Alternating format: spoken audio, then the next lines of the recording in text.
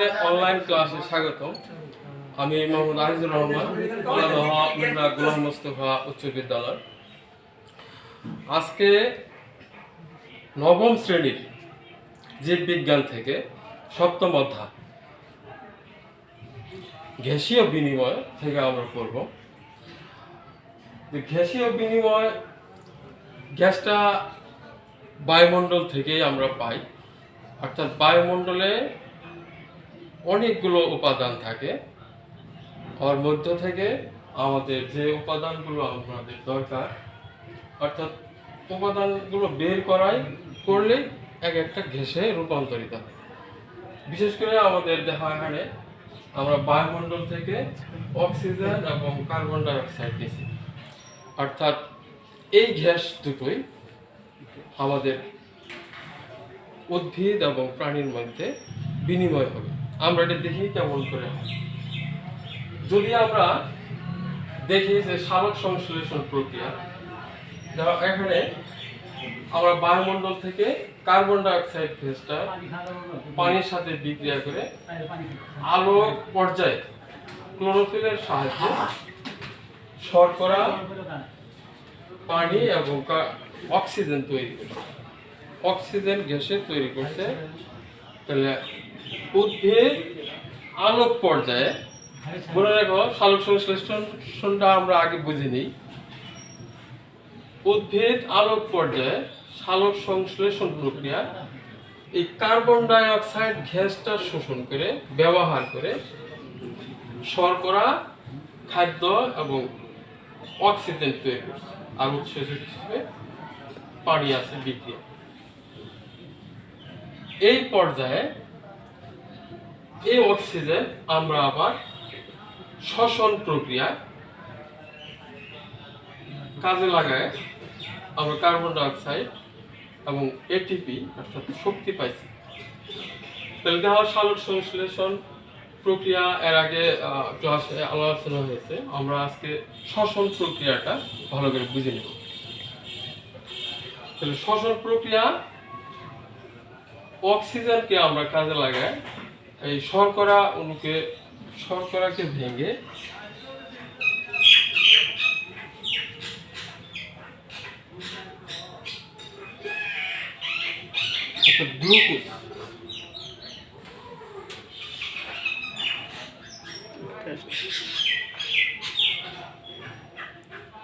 গ্লুকোজকে অক্সিজেনের মাধ্যমে জারণ করে আমরা কার্বন ডাই অক্সাইড। তাহলে দেখো গ্যাসীয় বিনিময়টা কেমন।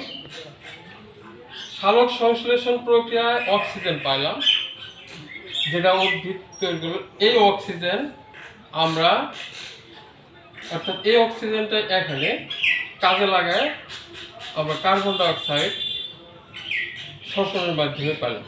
আর এই কার্বন ডাই অক্সাইড সালোক সংশ্লেষণ প্রক্রিয়া উদ্ভিদ কার্বন ডাই অক্সাইডকে অক্সিজেনের মাধ্যমে অক্সিজেন তৈরি করে আমরা অক্সিজেন ত্যাগ করি। তাহলে সালোক সংশ্লেষণ প্রক্রিয়ায় কোন গ্যাসটা কার্বন ডাই অক্সাইড গ্রহণ করে উদ্ভিদ অক্সিজেন ত্যাগ করে। তাহলে গ্রহণ আর ত্যাগ, এটাই হলো বিনিময়।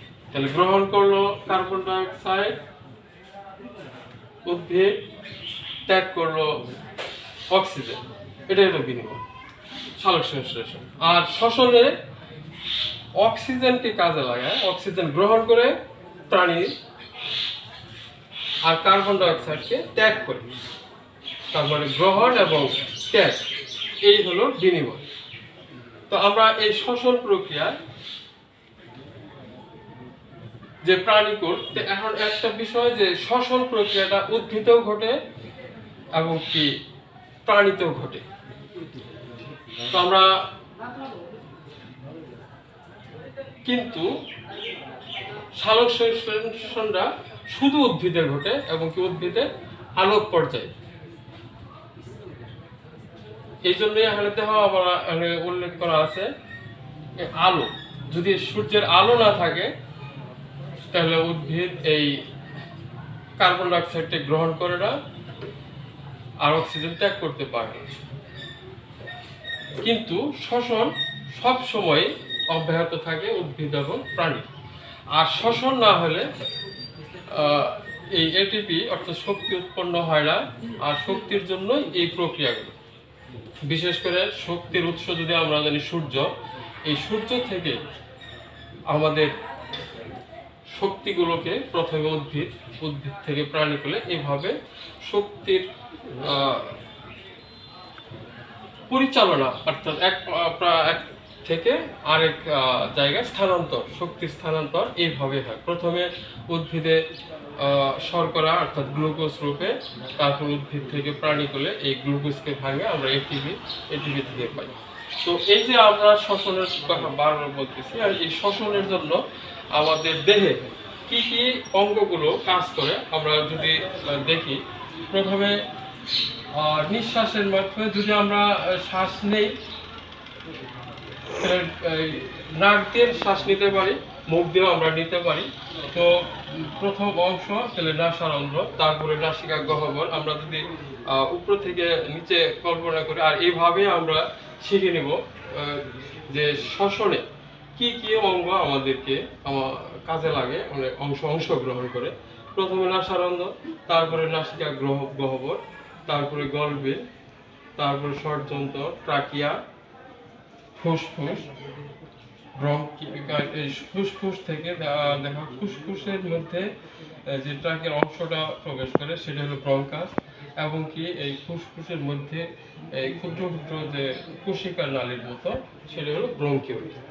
তো এই অংশগুলো আমরা ভালো করে শিখে নিব যে শ্বসন তন্ত্রে, অর্থাৎ যে অঙ্গগুলো শ্বসন কাজে ব্যবহৃত হয় সেগুলো মিলে শ্বসনতন্ত্র। তো শ্বসনতন্ত্রে কি কি অঙ্গগুলো আমাদের কাজে লাগে আমরা এটা মনে রাখবো। উপরে থেকে যদি আমরা সিরিয়ালি মনে রাখি, তো আমরা এই অংশগুলো দেখবো যে শ্বসনে কাজে লাগে। তো এখানে শ্বসনতন্ত্র একটু বলি। শ্বসন আসলে মূলত দুটি ভাগে ভাগ করা যায়। একটি হলো বহিঃশ্বসন, একটি অন্তঃশ্বসন।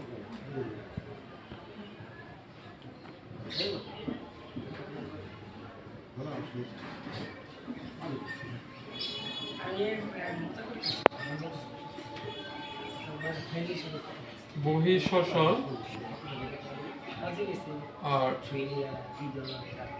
অন্তঃশ্বসন।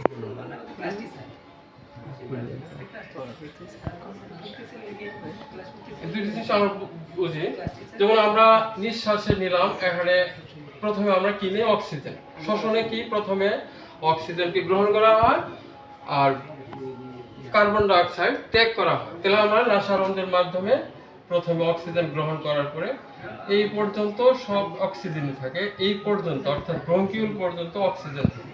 আর এখানে যে ছোট্ট ছোট্ট অ্যালভিউল থাকে, এই ছোট্ট ছোট্ট এমন অংশ, সেখানে গ্যাসীয় বিনিময়টা ঘটে। আর এখান থেকে রক্তের মাধ্যমে রক্তে যায় এই অক্সিজেন, আর এখানে বিনিময় ঘটে। তার মানে রক্তের যে দূষিত অংশ যদি বলি, দূষিত বায়ু যদি বলি, আসলে দূষিত বায়ু না, বরং ত্যাগ করার অংশ, বিপাকীয় ক্রিয়ার পরে আমরা যে গ্যাসটা আমাদেরকে ত্যাগ করতে হয়, কার্বন ডাই অক্সাইড, এখানে এক্সচেঞ্জ মানে চেঞ্জটা এখানে হয়।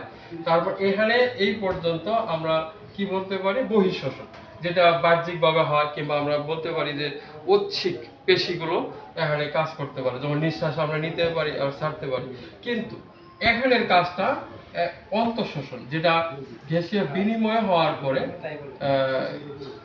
শরীরে রক্তের মধ্যে যখন অক্সিজেন প্রবেশ করে সেটাকে আমরা অন্তঃশ্বসন, এবং কি ওখান থেকে আবার যে কার্বন ডাই অক্সাইড রক্ত থেকে আবার এই অ্যালভিউলার যে বিনিময় হয়, সে ওই অংশটুকুকে আমরা অন্তঃশ্বসন আমরা বলতে পারি।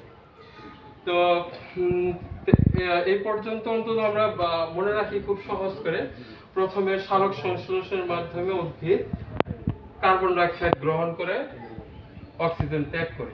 তাহলে গ্যাস আমরা বাতাস থেকে সংগ্রহ করি। আসলে বাতাসকে গ্যাস না বলে বাতাস থেকে নির্দিষ্ট একটা গ্যাস অর্থাৎ নির্দিষ্ট উপাদান কার্বন ডাই অক্সাইড এবং অক্সিজেনকে আমরা গ্যাস আমরা জানি যে এটা গ্যাস। বায়ুমণ্ডল থেকে আমরা এটা সংগ্রহ করি উদ্ভিদ, আর ত্যাগ করে গ্রহণ এবং ত্যাগ। উদ্ভিদ কার্বন ডাইঅক্সাইড গ্রহণ করে অক্সিজেন ত্যাগ করে, এটা সালোক সংশ্লেষণ প্রক্রিয়া। আর শ্বসন প্রক্রিয়া অক্সিজেন গ্রহণ করে আর কার্বন ডাইঅক্সাইড ত্যাগ করে, তাহলে এটা বিনিময়। আর শ্বসনে বিক্রিয়া দুটা মনে রাখবা, ও সালোক সংশ্লেষণ পাশাপাশি দুটি বিক্রিয়া মনে রাখবা, তাহলে আরো বুঝতে সহজ হবে এবং খুব গুরুত্বপূর্ণ দুটি বিক্রিয়া মনে রাখবা। আর শ্বসনে কি কি অংশগ্রহণ করে এবং কি আমরা দুটি শ্বসনের ভাগ দেখলাম, বহিঃশ্বসন এবং অন্তঃশ্বসন।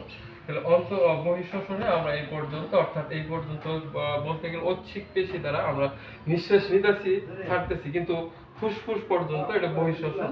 কিন্তু অ্যালভুলার যেখানে এক্সচেঞ্জ হইতেছে রক্ত থেকে ফুসফুসে কার্বন ডাইঅক্সাইড আসতেছে এবং কি রক্তে অক্সিজেন প্রবেশ করতেছে, সেটা হইতেছে অন্তঃশ্বসন। আর শ্বসনে কি কি অঙ্গ অংশগ্রহণ করে আমরা এই অঙ্গগুলো ভালো করে মনে রাখবো। এবার দেখবো শ্বসনের শ্বসনতন্ত্রের রোগসমূহ। ইতিমধ্যে আমরা লেখা আছে অ্যাজমা, ব্রঙ্কাইটিস, নিউমোনিয়া, যক্ষা, ফুসফুসের ক্যান্সার। এই রোগগুলো তোমরা প্রথমেই অর্থাৎ শ্বাসযন্ত্রের কথা ভাবলে তোমরা করবা, বিষয়গুলো মনে রাখার জন্য অবশ্যই তোমাদেরকে কৌশল করতে হবে যে নিঃশ্বাস সংক্রান্ত কি কি রোগ আমাদের আছে। যদি আমরা এভাবে একটু চিন্তা করি, তাহলে প্রথমে আমরা দেখতে পারি যে অ্যাজমা বা হাঁপানি। দেখা যায় যে যার অ্যাজমা হয় কি ঘন ঘন নিঃশ্বাস নিতে থাকে, তাহলে নিঃশ্বাস নিতে থাকে কি শ্বাস প্রশ্বাসের রোগ আমরা এইভাবে কল্পনা করবো। ব্রঙ্কাইটিস দেখা যায় বারবার কাশতে থাকে, তার মানে এই তারপরে নিউমোনিয়া, যক্ষা তোমরা এই সময় জানো, এবং ফুসফুসের ক্যান্সার। এগুলো কেন হয় তোমাদের বইয়ে আছে, সুন্দর করে তোমরা ভালো করে শিখে নেবে এবং কি এইভাবে শিখবে যাতে একটা রোগীকে কল্পনা করবে, আর অর্থাৎ শ্বাসযন্ত্রের যে রোগ সেই বিষয়টা মনে করে তোমরা মনে রাখবা। এই রোগগুলো যদি নির্দিষ্ট করে মনে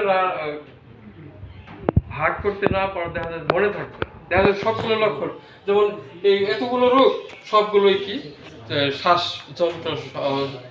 যন্ত্রের রোগ। তো সবাই তো দেখা যায় যে নিঃশ্বাসের সমস্যা, সবাই বলবো যে নিঃশ্বাসের সমস্যা, অ্যাজমা বলো, ব্রঙ্কাইটিস, যক্ষা, ফুসফুস, সবাই দেখা যাবে যে নিঃশ্বাসের সমস্যা। এখান থেকে আরো একটু নির্দিষ্ট করতে হবে যে হাঁপানিতে আরো কি লক্ষণটা স্পেসিফিক মানে আলাদাভাবে আছে, ব্রঙ্কাইটিস আলাদাভাবে আছে।